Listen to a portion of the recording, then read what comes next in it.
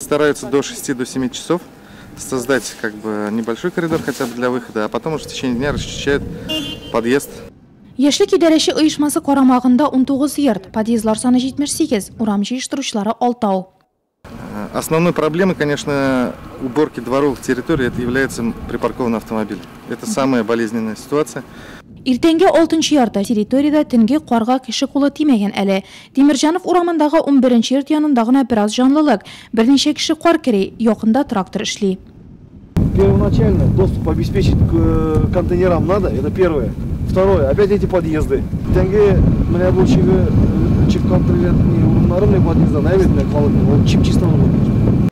Расый Губейдуллин коммунальный ширкәте сантехника эш фронты күп булганда кулына кирәк ала ул. На такие вот дни, когда бывают снежные заносы, чтобы комфортно 33 дома, подъезды 33 домов своевременно очищались с утра, чтобы люди выходят, да, на работу. Квартальные проезды, еще раз говорю, это другой вопрос. Мы говорим сейчас о чистоте подъездных. Район һәм шәһәр башлыгы Раил Кузеров, Ленинград, Кариев, Красноармейск урамнарында карады. Район җитәкчесе идарәче оешмалар эшен кискен тәнкыйтьләде. Явым төшемле көннәрдә бар кешне кар белән көрәшүгә юнәлдерергә чакырды. Равил Афрамович бүген безне сәгать 6 яртыга җыйды. Ул һәрбер подъездларны күрсәтеп җирләде. Действительно, юлларны ачырга кирәк, подъездларны ачырга кирәк халкы. Надо, да, до 7 до выхода людей основных потока массы на работу.